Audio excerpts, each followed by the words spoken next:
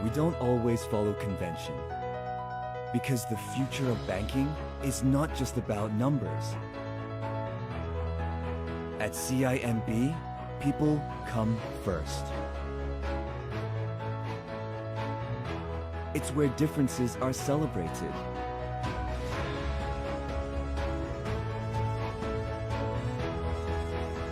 A place where individual passions become assets that shape the way forward.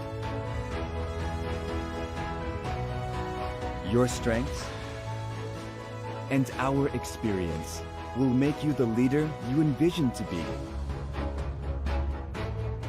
Go beyond boundaries and reach your full potential.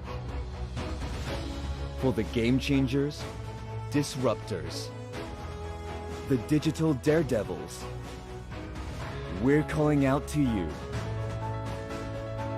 Just as the future calls out for the next generation. Start a career revolution. Together, we'll go further. With your talent, unleashed by our vision. We're future ready.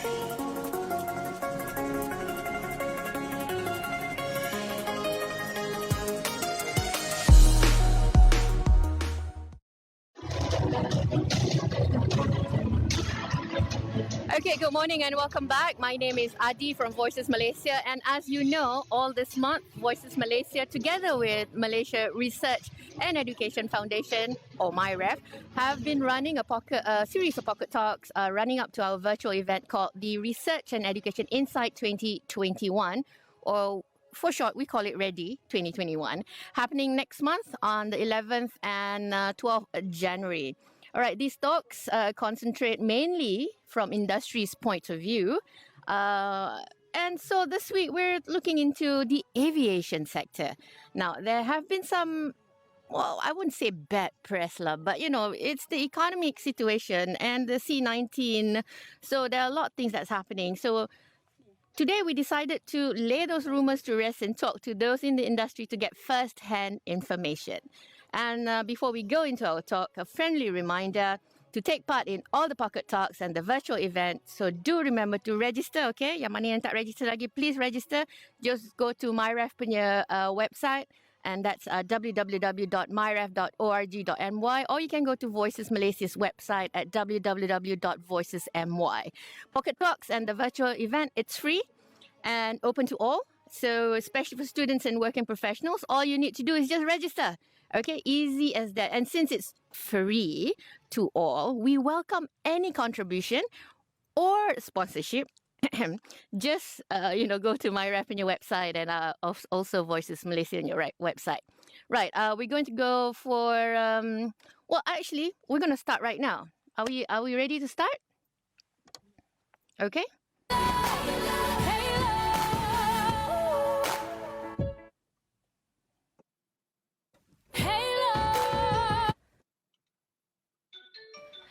Okay, good morning. Kejap. I have a bit of a... Okay. Yes. Okay, that's it. Okay, good morning. Yes, Hankook. Who am I listening to right now? Saya Hankook.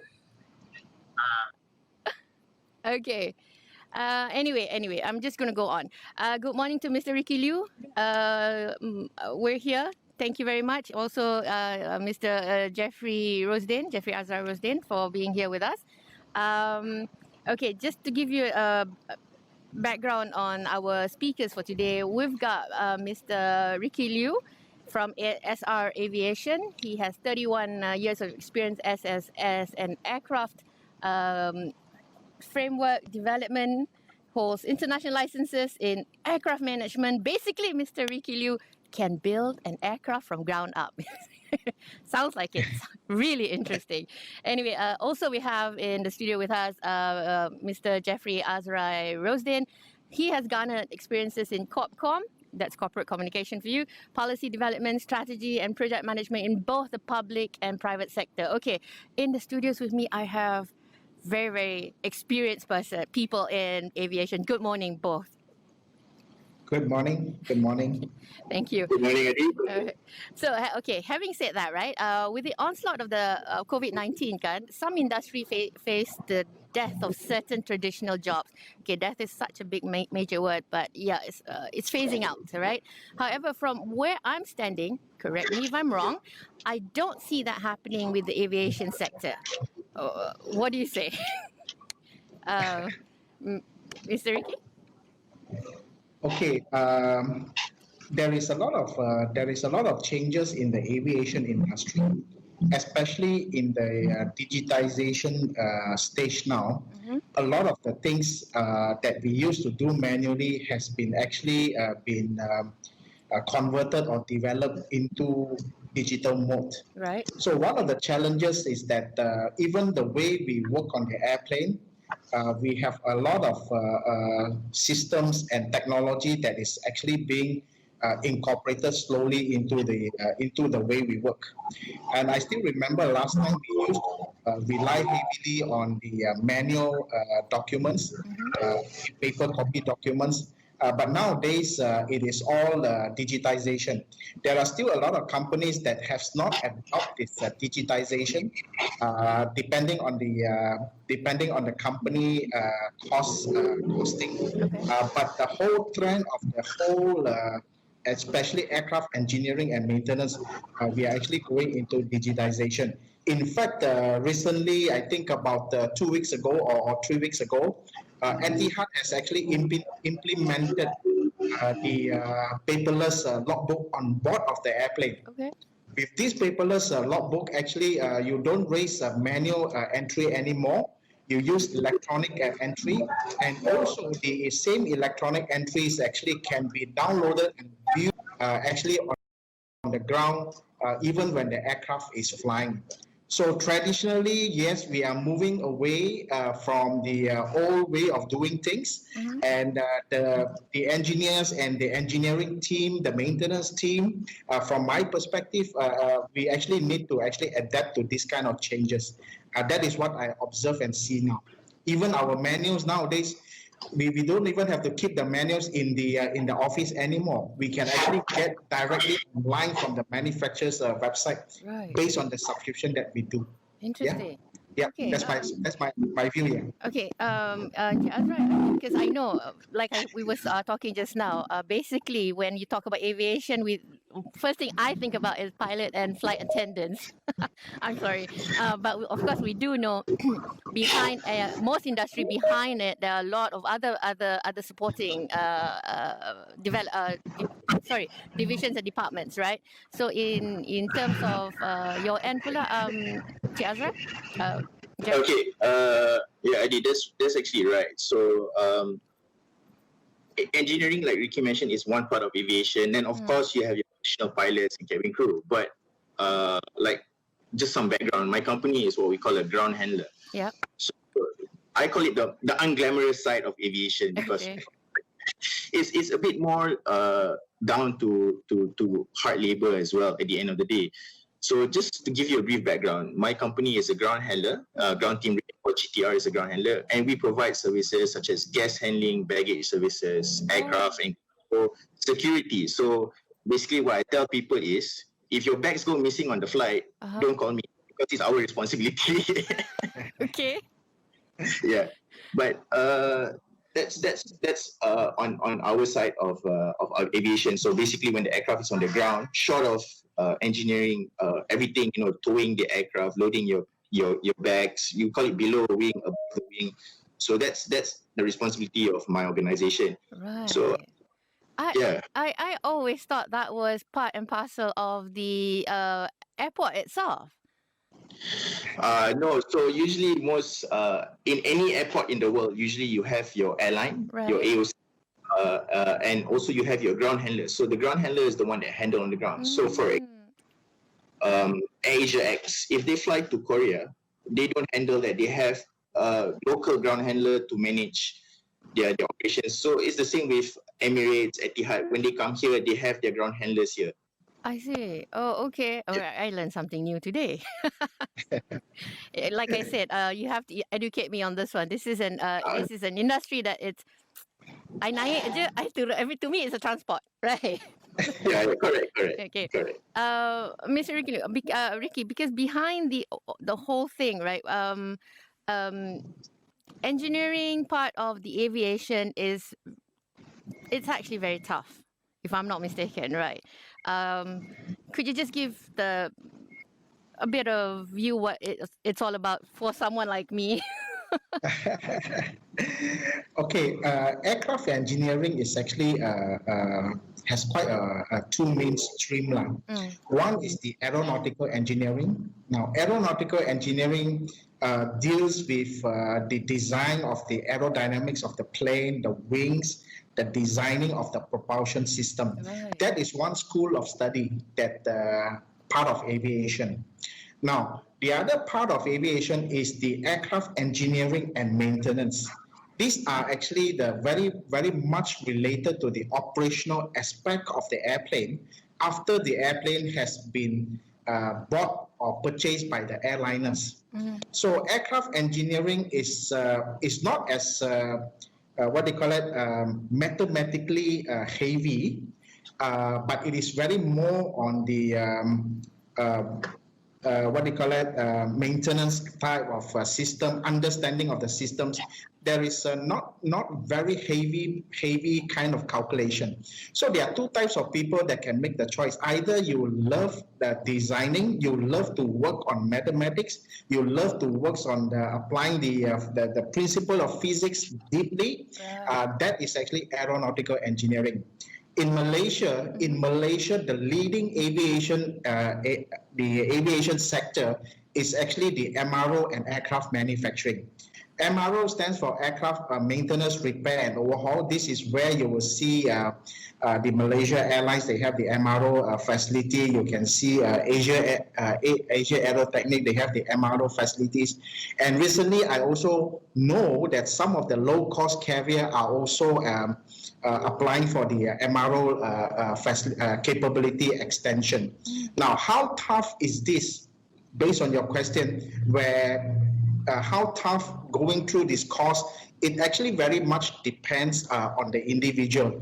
If you have a good foundation on science, good foundation on the mathematics, and also you must be very strong or good, you need to have good quality on English, because all our technical manuals are all in English. Aviation standard communication is English. If you have this basic, which is actually quite strong, then you can actually go up and enroll yourself and do the course.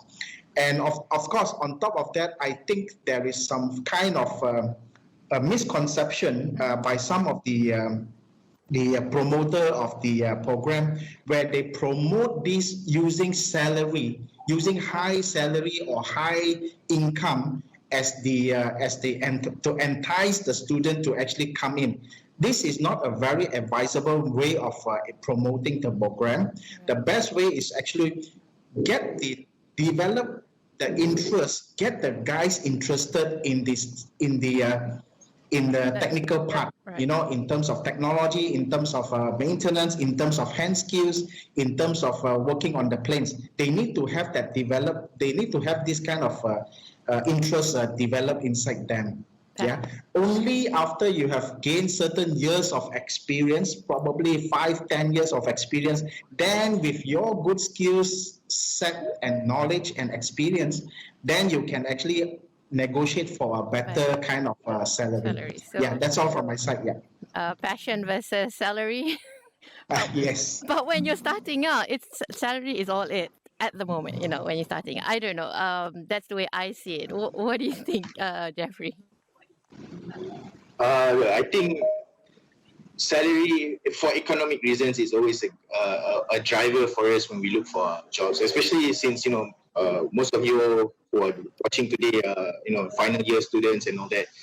Yeah, salary is important. Obviously, you know, that's what we, at the end of the day, we study, we work, we want the salary. Passion, like Ricky said, is just as important as well. Yeah. But I believe at the end of the day, it's your attitude. Oh, that's true. That's very true. Attitude towards your work.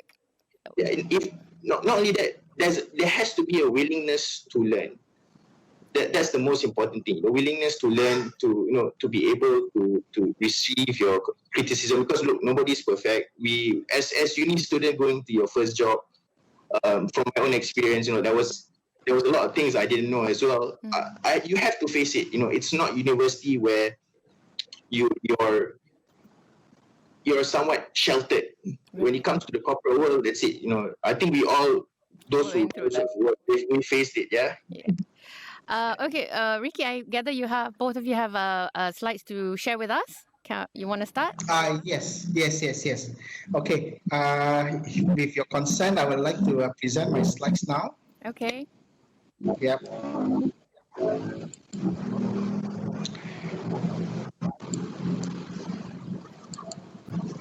Here we go. Okay, can you see my slides? Yes, we can. Okay, thank you, moderator, for this session, and thank you, Jeffrey, as well. Thank you for also MyREF for giving me this opportunity to share a little bit of my very small little kind of experience, especially with the students from the university, especially on the final year. Now, one of the reasons for the last 1 year, for this 1 year, we were actually being affected pretty badly by this COVID-19. Now, this COVID-19, it is something unprecedented. Every one of us know, and it has actually impacted us very, very deeply. Now, basically, what I'm going to go through and share with you briefly is actually what are the current impacts, and I think those who are from the industry, you are already aware of it. But we have students here who are doing the final year students who are actually participants in this session as well. So I'm going to share a little bit on the current impact and the basic principles to stay afloat, especially during this period where I felt that so many people are jobless. Either their salary has been cut or they have been retrenched. So I will share a little bit basic principles to stay afloat. And actually, these principles can also be adopted by the student as well. And before I end, I will just do a small short conclusion. And after that, as the session continues on, there will be a question and answer session. Okay, now COVID-19 impact drastically to the aviation industry and also in the economy of Malaysia. Now, the traffic was dropped, flight was cancelled, airplane was fully parked in the airport and ramp. According to the statistic that I have, I think there are about more than thousands of airplanes that is actually parked in the world. Some of the airport they cannot accommodate. They have to fly to the deserts to actually let airplane park there for a period of time. But all this kind of scenario, actually, what does it lead to? Actually, it leads to a lot of people in the aviation industry actually lost the job. Either they are temporarily retrenched, they are permanently retrenched, or some of them they have their pay or the salary deducted. And even now, some of the company are still talking about in the negotiation stage, if the government does not support or if the trend continues to be bad, then they will also retrench further of their staff. Now, I came from the part of the engineering, aircraft maintenance, and a lot of my friends are actually retrenched as well.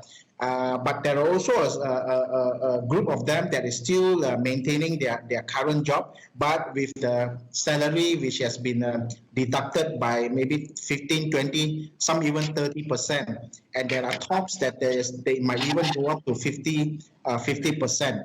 But let's look at the perspective from the unemployment. What can I do? What can I do, or how do I prepare myself during this unemployment period? Now, these slides here, I'm going to share with you some of the basic principles to stay afloat from the individual perspective.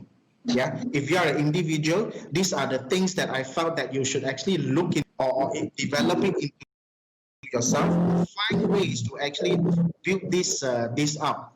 Now, I have been contacted by a lot of friends, whether it's from overseas or locally, and when they got retrenched, they felt very, very disrupted. They felt very, very stressed. They felt worried, how long it's going to be. So they have this kind of this kind of feeling inside them, and it looks like sometimes the whole world has collapsed on them because they lost the job. So it is very important here to stay positive about yourself and about the scenario, about the situation we are in. We know that the government, the WHO, the pharmaceutical companies, they are rushing actually to come up with a vaccine. We know the government part is doing their part. So what we need to do is to actually stay positive. Why do we need to stay positive? Because there are also a lot of opportunities that came out at the same time. So if we look back into ourselves, especially those who have come from the technical field, remember we have a strong skill set. what kind of skill set that we have. We are good in understanding systems. We are good in troubleshooting system. We have understand the principle of a lot of mechanical system. For example, I just give you an example. Recently, we had a discussion among the licensed aircraft engineers. Some got retrenched, some have not were not retrenched. We were talking about the air conditioning system. For example, the vapor. Aircraft uses air cycle system, but we study also the vapor cycle system. Vapor cycle system is the same system that we use actually in our house or in our car. So you have the knowledge and understanding of the system. Why? I mean, you can actually think of ways to apply this skill set. You are a good troubleshooter. You are a good report writer. You know, you have all this with you, and stay positive and look for avenues. That is number one, yeah? So number two, understand what are the law that is available in Malaysia. You need to understand the law so that you know where are the avenues that you can practice. For example, if I'm just sharing here, now for us to actually do aircraft maintenance, number one priority is that we be certified under the Civil Aviation Authority Malaysia. So if we comply to that law, we can perform maintenance on the airplane. But look, today we lost our job. Today we don't have any job. We are not functioning in aircraft engineering anymore. I'm talking about in aircraft engineering and maintenance. So where can we do? What does the law say? Now the law also says that, okay, if you want to practice technological field, or if you want to practice engineering field, you also need to register with the, for example, the Board of Technologies or Board of Engineers. Understand this law and then go and get yourself registered. You know, the law allows you to practice beyond what we do in the airport. So go, understand it, read it. You know, and especially those fresh graduate that you're going to graduate from your technical field, go and understand it so that the moment you graduate, you can straight away go and register yourself so that you can protect yourself in the career development in the future. Yeah. So understand the law. That was the number 2 point. Number 3, you need to have, for those who are retrenched, you need to have a recovery response plan. What kind of recovery response plan? So now we are jobless. For example, I'm jobless. What is my short-term plan? What is my mid-term plan? And what do I do when the situation recovers? How fast can I respond to this? Do I have the networking? Do I have the connection? So this is something that every individual, you have to plan it out yourself. Stay positive, understand the law, plan it out, and then after that, go and actually network yourself. Network yourself. A lot of people say, oh, I only work on the airport. I work in the airport for the last 15, 20, 30 years. And this is one of the problems that I've seen. Yeah, even in our current situation now, a lot of the aircraft engineering people stayed very closely within their own community. They basically did not network outside well. They do have some network, but they did not network outside well in the field of mechanical engineering, in the field of the fire system protection, in the other field, electrical field, you know, building maintenance field. All this networking was not there. So when a situation like this, COVID-19 situation like this, they basically lost. They don't know who to connect because everywhere is aviation people. They have no connection with other people. So for this strategic networking, join yourself to a learner society. For example, I'm a member of the the Institution of Engineers Malaysia. Now, once you're a member, you have so many field of people and experience and people of key importance inside this IEM. We have about 50,000 members. So you can easily network it. You can easily work on the strategic networking, build up a plan. So you end up with people who go into education, we have people who go into mechanical, we have also people who go into electrical, engineering and maintenance, even building maintenance. We have people who actually went inside there, you know, or get network inside there. So to me, strategic networking through joining a learner society is very important. And then the other one is that build value. We are aircraft engineers or technical people, build value. What kind of value we talk about here? Number one is integrity. Integrity. I'm not shy to share with you. I have received a lot of applications from the engineers or retrenched technician or a lot of people who come from the technical aviation field. But when you try to communicate, or you try to actually they will contact you, but then you realize that the accountability is not there. One, they call you because they need you. Sometimes they will even tell you lies also. This kind of things to me is an indication that a person lack of integrity. So build this kind of integrity value, leadership and professionalism inside you. And where do you do it? And a lot of people are jobless now. Yep. So to me, again, go back to the learner society. For example, a technical society or IEM or technological association, even Malaysian Society of Engineering Technology. Join this. These are the avenues that they actually allows you to develop your even leadership beyond what we do every day on the aircraft. Yeah, take this opportunity. And the final part, I think, the basic principles of staying afloat is actually flexibility. Flexibility in terms of cross-discipline, not just only aircraft engineering. A lot of people felt that they only know how to maintain airplane. The other things they do not know how to do. Actually, no. Like I said earlier, your skill set is actually very good. You have been trained to be a good troubleshooter, good paperwork, somebody who's good in paperwork and report, somebody who's actually good in your hand skills, somebody who's good in your understanding of the systems. Take this principle and across and apply it to other discipline as well. The discipline of yes. Sorry. I like that point you're talking about, cross discipline, but it's a scary thing when you're so used to one thing and then suddenly you're out of job and then you say, hey, okay, from taking care of aircraft to, let's just say, being a sound engineer. It's such a different. It's scary, but I agree with you. You gotta, and in terms of integrity also. It is true that we are very comfortable in our aircraft field, very comfortable, and me too. Even what they call it, a lot of my friends are also like that. But they have to actually break the barrier and then start to have a positive mindset.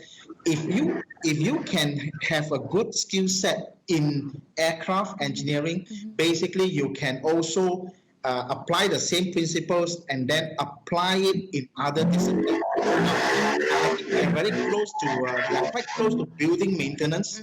Yeah, building maintenance or facility maintenance. We are actually quite good at this kind of areas. Okay. To me, we have to cross that fear and then go into the systems. Okay. Integrity-wise, definitely is crucial, because why? Accountability, taking full responsible for the tasks that we have done, be responsible to the customers.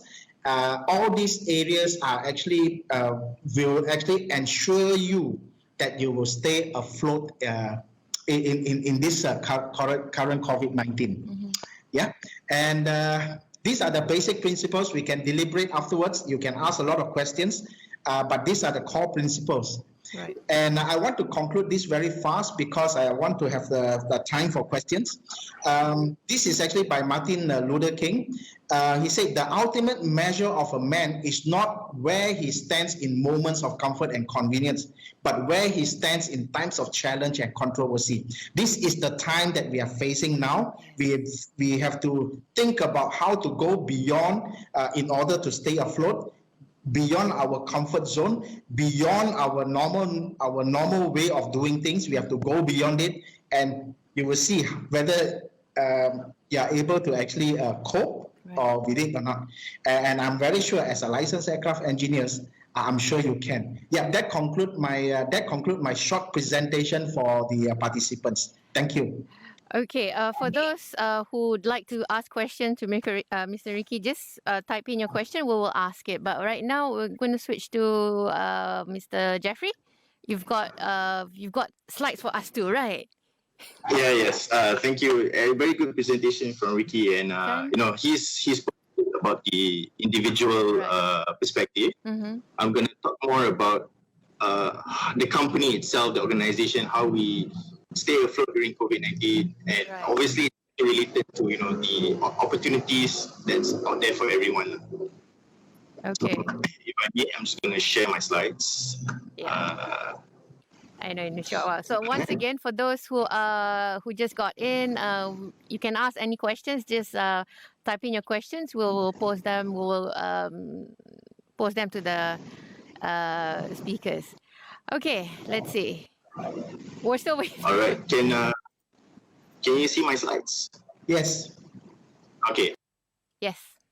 So firstly, I'm going to give you a background of, I mentioned briefly what GTR does, but it's what you see now, what I'll talk about is also very, very linked to also what Ricky mentioned. Okay. So first, Ground Team RED is a joint venture between SATS, the premier ground handling company in Singapore, and of course Air Asia. Everybody knows Air Asia.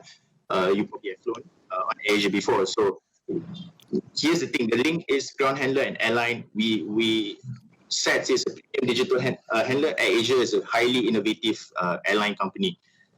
So our services here, guest services, we have baggage, cargo, RAM, security. So, as an organization, we are highly operational, but that does not mean that just because you're in baggage as a baggage loader, you're going to be stuck there. We've actually had people who have a master's in engineering join our RAM team, our baggage team, our RAM team, and then within a year, we've utilized their skill sets to look at other projects related to ground handling operations in the airport. So here's the overview of our operations. Now, earlier on, Ricky mentioned about digitalization. Yep. So a lot of the things in the industry used to be pen and paper exercises. So what we've done is we've totally transformed how we do our operations. As you can see here on the slide, we've got virtual reality training. So, you don't need to wait for aircraft at the bay to train your staff. We've got baggage, tracking and reconciliation system. We have the e-readback, digital rostering, and the digital dashboard, and the skateboarding app. So why I grouped this four together is because early on, Ricky said digitalization. Right. Last time it used to be, you put your boarding pass there, at the scanner, you put your pass, go to the scanner, etc. Now you can do everything on the phone. Yes. That's one. At the same time, we've taken that and used it for our operations. So e-readback, they can actually check what's being uplifted into the plane from their mobile phones. They can check the work roster on their mobile phones. And at the time, for the managers and above, you have the dashboard to see what's going on real time on the ground. Which plane is late, how many passengers need to go from the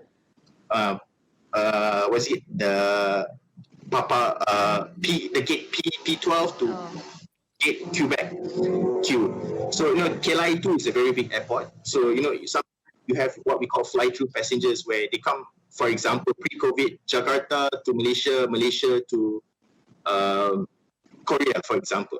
So if one flight is delayed, obviously they're going to be stuck. So we can actually trace the passenger on the ground directly. We can mobilize our staff to stand by at the gate to quickly usher them to their connecting flight. So now all of this is combined into a control center at the airport, where everything is displayed. So we know what's going on, weather alerts, everything is. It's no longer you just calling. You can just check your mobile phone, your mobile app, and you know what's going on at the airport. So now that's very important, because again we move away from pen and paper exercises into a digital thing.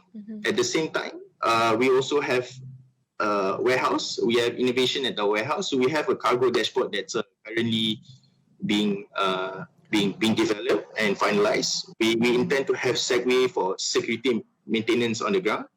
Security surveillance, sorry. So we limit, the the unwanted activities on the ground, where people can try to smuggle. It happens everywhere. Smuggling, trying to steal things. So we remove the dependency on humans, and we focus more on digital. But that doesn't mean that like earlier on you said, certain job titles are being phased out. But that doesn't mean the person is being phased out. Here's where it comes to reskilling and being resilient.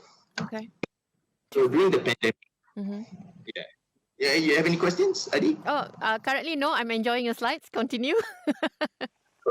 The pandemic. What do we face as a ground handler? What do we face in the pandemic? So first of all, we have decreased flights. Movement control order in Malaysia. International borders are closed. This directly results to a decrease in passenger volume. And then when the government allowed during the RMCO, we could have domestic travel. Yes, people were traveling, but you have a limited number. You have a limited market domestically. Before that's it. That's as far as you can go. So again, in the industry, we're all very badly affected. And because of COVID-19, new SOPs such as social distancing, face masks needs to be implemented. Mm-hmm. Being a technological company, we've already moved away from that physical touch concept at the airport. Mm-hmm. Everything can be done online. I mean, again, I'm sure everyone has tried at least once to digitally check in at the airport. So now, we can limit the contact. Yes. So it's contactless. People. Contactless, yes. Now, at the same time, COVID-19, yes, is an unprecedented pandemic. Yeah. But the aviation industry has gone through something similar twice before, where new SOPs come into place. Okay? Okay. That's something. The first one is 9/11. Right. Increased security protocols. Right. So new SOPs will come in with security. We have to change the way we approach flying. Secondly, it's not the next example I have. It's not as drastic as COVID, but it also changed how people view things, and that was SARS back then. So there was that fear and everything. So the industry has gone through downturns like this before. COVID-19, yes, it's a downturn, but inshallah, we can recover again. It takes time to recover, but the examples we've seen before, yes, there's a downturn in people flying, number of flights decrease. It's not as bad, it's not as drastic as it is now, but the industry did upturn. So IATA, that's the International Air Travel Association, if I'm not mistaken. They forecasted that full travel recovery to pre-pandemic levels. Wow. It's only going 2023, 2024. Wow. Okay. But we do have hopeful news like the vaccines that are coming in. This could be an upturn. And based on my latest numbers as well, since the government just announced, of the restrictions, the number of people flying again has started going up again slowly. So, there is hope at the end of the day. So now that's the pandemic. It's all doom and gloom, but it's not just like that. Okay, there is opportunity and hope in this recovery period. The first thing is, yes. We can look at travel bubbles, international travel bubbles, reciprocal green lanes with countries like Japan, Singapore, Vietnam, Thailand. It depends on the number of cases here and there and the agreements between the government, but it's happening. We've already seen that with Singapore, and it can be applied to other countries. But again, it's a process that takes time, and we have to be very patient with that as well. Interesting. Also, at the same time, for the company to survive this pandemic, as I said, there are no international flights, very limited domestic market as well. So we had to do, I wouldn't say retrenchment, but I would say a right-sizing exercise. So we, as I said, we are an operationally based company. So a lot of stuff, no flights means they're sitting idle on the ground. So we have to right-size to meet the current supply and demand. And then we also implemented voluntary unpaid leave in the office. Pay cuts are a norm and all that. So that's how we had to slowly just come to terms with the pandemic. Then, this also led to cancellation or we put on hold of our infrastructure projects, our expansion domestically as well. So it's not easy, but we had to deal with it. At the same time, here's the interesting thing. During the pandemic, passenger volume is down. But Cargo volume went up 371% from the start of the MCO to the current period. a lot of shopping, sir. Yes, online shopping. It's true. But here's the thing. E-commerce moves the economy, and e-commerce is becoming a very, very big part of our economy as well. Especially as we stay home, we avoid going to the malls. We do this. You can buy your groceries online. Right. Everything can be done online more and more, and that's where it gets really, really interesting. Because we are part of the Air Asia Group. We have a sister company that's called Teleport. Mm-hmm. So their focus first is on cargo and logistics, but they've solely focused more on trying to just play that first mile, last mile connectivity within the group. So online shopping and all that. So you can have your first mile, last mile. You have a full picture of how your things are going, and at the same time, again, as I said, pen and paper exercise. They've even included blockchain technology into their operations as well to really streamline things. So it's really interesting. Okay. Yeah. Okay. At the same time, at the same time, again, I said we wish to right size. So we've gone down to about half of our operational strength. But we've do it from both right sizing and our unpaid leave. But here's the thing: the flight volumes, inshallah, will go up again very soon. So we need to to adapt to that change in demand again. Okay. Our staff we've placed on what we call furlough. They can come back, and at the same time, depending on demand, what we do is, like again, Ricky mentioned, be flexible. So we do the same thing because in operations there's a lead time to recruit, train, and you have to deploy the staff. So to minimize that, we look at those who have had background in the different services that we offer and their background as well, what they've done before, to really redeploy staff where they need to go as well. So that's very important. A cross utilization of staff across business functions help us become more efficient as well. Okay. Yeah, but at the same time, it's the reality is staff morale is bad as well. But thankfully, our workforce does understand the situation that every aviation company is going through right now. To be honest. Yeah. So the opportunity for them to redeploy to other divisions to try and work on something also has made them, they look forward to it as well. Yes, it's painful, but we are very thankful that our employees also take the opportunities with both hands. They're okay. I want to try something else. There's an opening there. Let's go for it. We go about. We let them have that flexibility to try different things as well. Right. Oh. Okay. Interesting. Yeah. Very interesting. So, any questions? For now, I think we have a couple, but can just continue because I'm getting in. I mean, like I said, this is a learning curve for me also. But speaking about a very recent challenge that we face as well. I'm sure everyone's aware. Recently, the number of COVID cases spiked very, very high. Yes. And a lot of them had to do with foreign workers. So in cargo, there was a case where there were too many cases around the KLIA area. Yeah. That the KKM, the Health Ministry, actually, and Malaysia Airports did what we call an isolation strategy. Oh. So who has to come to work, you need to have a swab test first. You have to wear a band. Foreign workers stay in one hotel and they cannot go anywhere. Mm-hmm. And even for us as corporate office staff as well, we have to make a choice. Do we go to the office or do we just continue working from home? Right. So Operationally, also, we have to plan our stuff because to enter the cargo zone, you need a COVID test, a swab test, a PCR test. So how do you plan your operations based on these limitations that you have? So that's also a very dynamic problem that we had to currently go through with our operations. Wow. Okay. Do you foresee that as a new SOP going forward? Hopefully not, because it's actually quite tedious.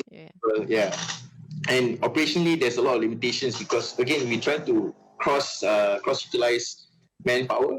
Right. But let's say they are from RAM base at KLIA 2 or KLIA and they need to assist cargo.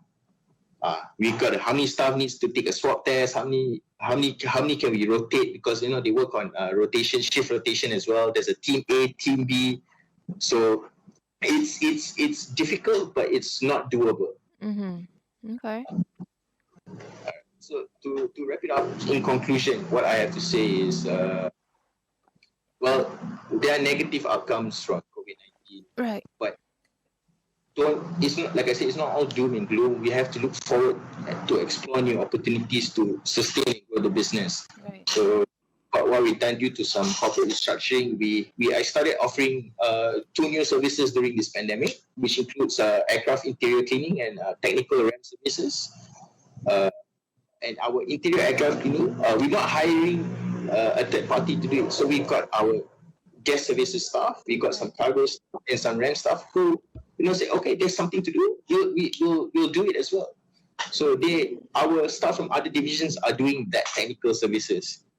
Okay. So we're trying to be more aggressive in our marketing and acquire new clients. So there's always possibility for growth. And like I said, this is not the first time the aviation industry has gone through something like this. And when we start growing again, the need for flexible talent is always much needed.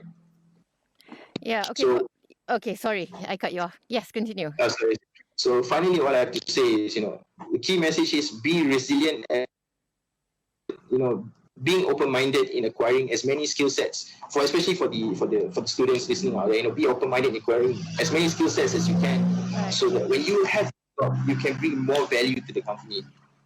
So an example I have is, if you were from guest services but you did IT in school, when we can move you from guest services to IT to develop an app, and we believe you'll be as more effective and more productive because being from that part of the operations, you have the experience in doing something like that. So, be resilient, be relevant, be flexible, and be open-minded to pick up as many skill sets as you can to bring value to yourself and to your organization. That's right. Because in this post-COVID business, the way of doing business has changed, and everything will be so much faster than it used to be. Companies, and by extension the employees as well, we have to quickly adapt to change so that we can have a higher chance of success. And when our employees are multi-skilled and flexible, this will help us achieve that success.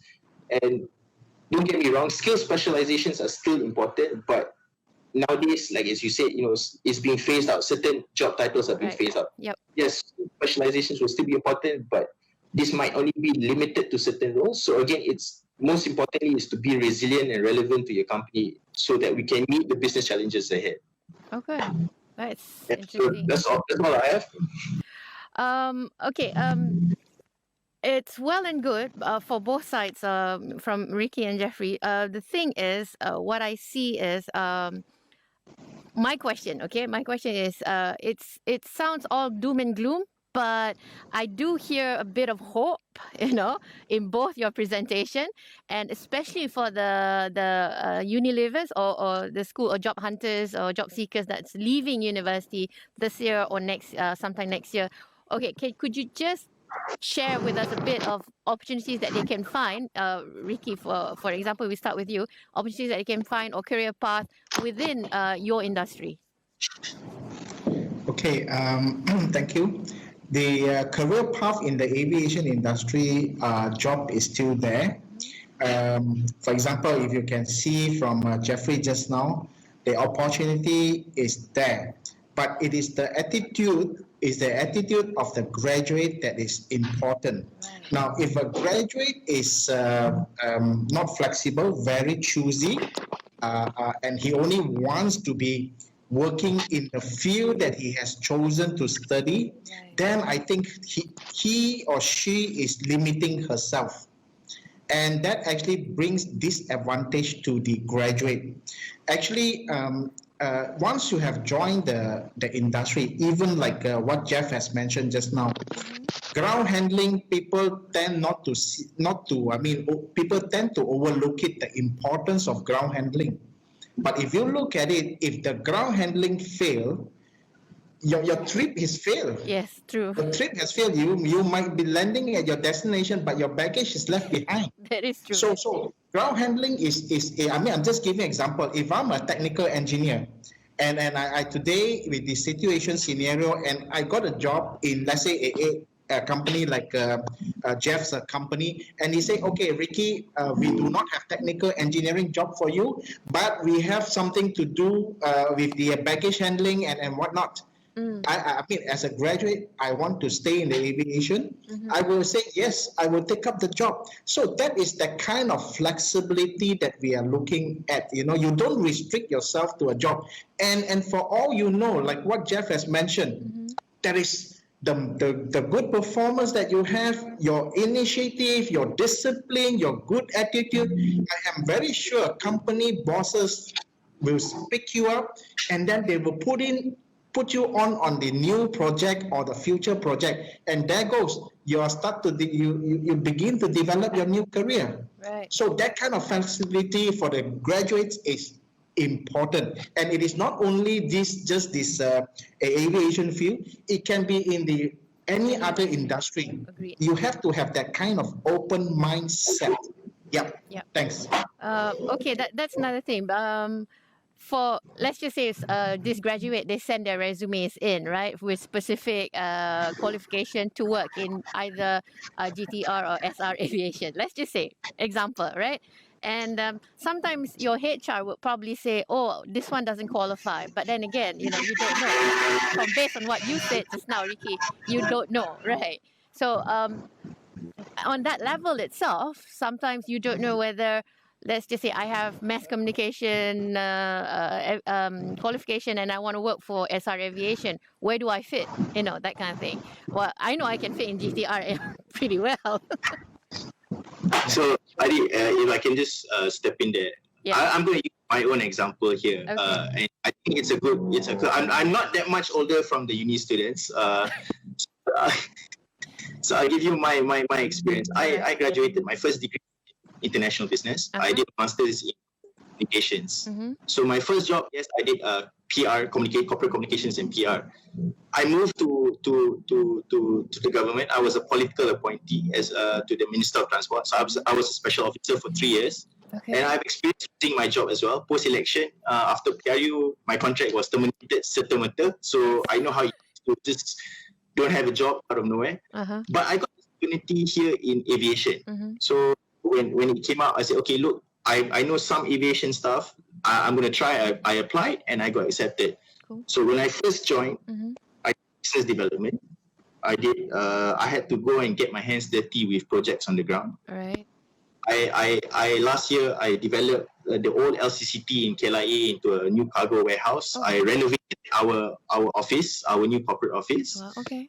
So from someone who had no experience in infrastructure, no proper experience in aviation operations, I had to really learn on the go. So to candidates, I say, you can apply. Your HR will always choose the best candidates, Right. but at the end of the day, don't give up in trying to send your resume, your CV out.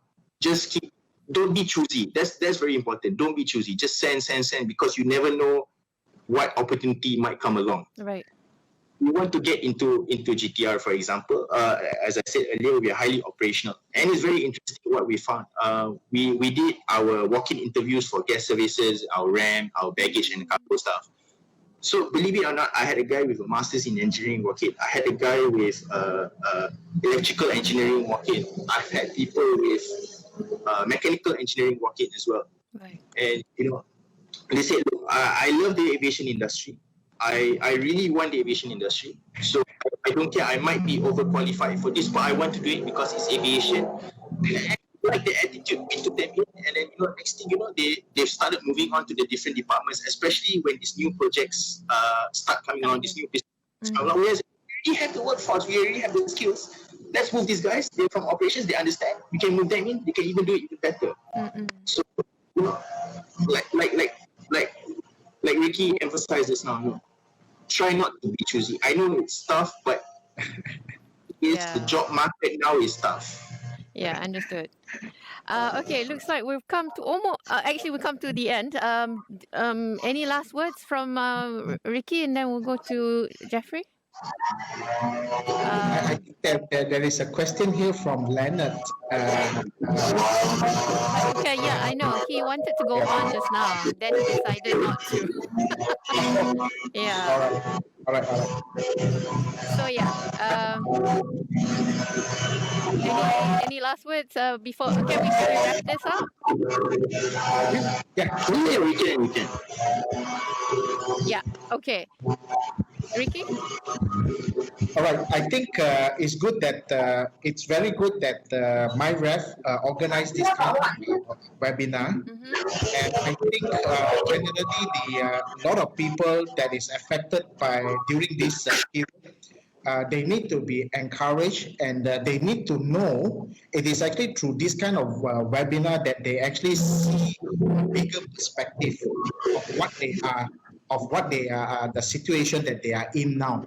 Right. So inviting people from the industry to share their experience, for example, like GTR is actually, I heard about it, but through this webinar, I can actually see there's also a lot of opportunity. So we need to continue to organize this kind of webinar for the public, to educate the public, and also give them a good knowledge and hope in the current challenging situation. Yeah, that's from me. Okay. Thanks. Thank you, Jeffrey. Yeah. So again, my point here is, at the end of the day, yes, right now things don't look so good, but it will pick up, and it always picks up. So during this time, you're graduating. If you're graduating this year or next year, don't be down about it. Just if you really want to try just keep your eyes open, and stay open, stay on the lookout for seminars like this. Because I agree, Ricky. When I was a student, I didn't have this kind of opportunities to understand the industry inside. So it's really good, and it can help you. Okay, maybe this industry is not for me. Maybe this industry is for me. So again, what I want to stress to the students is that first things first, your attitude is always very important. The attitude to you must be willing to learn. You must be willing to. You cannot be choosy with the job, even if you get a good job. No, that's not my responsibility. Let's not do it, because you never know what's going to happen. So when opportunities come up, if you think you don't know, ask for help. If you think you can do it, do it. But if you get stuck, ask. Don't be afraid. This is one thing I realized with Malaysians in general. We are too afraid to say we don't know, and we don't know how. You need to ask. If you don't open your mouth, people won't know how to help you. People won't know what's the problem. That's true. And you can't grow professionally and individually as well. So don't be afraid to ask. Work on being flexible and pick up as many skills as you can, and inshallah you will be able to grow in your career. Inshallah. I think most Asian actually takut malu. Face. I don't want to ask. Okay, anyway, thank you very much to the both of you, Jeffry Azraai, Rosedin, for being here with us, and also Ricky Liew. We appreciate this very much. Interesting talk. I mean, it's such an learning curve for me. Anyway, thank you again for being here with us. All right, we hope you have enjoyed today's session on staying afloat during COVID-19 from the aviation industry's POV. Remember to register to get your free invite for the next Pocket Talk. To register, log on to myref.org.my or voices.my. To get the full Voices Malaysia experience, do download Voices Malaysia app on iOS or Play Store. Search for Voices MY. Until we'll meet you again next week. Okay, we'll be talking to Magic and maybe Cradle. We'll be talking to Cradle Fund and Magic. Remember to always sanitize your hands, use masks whenever you're out and about, and maintain the required social distance. So stay safe, stay healthy. Yes, I'm looking at the wrong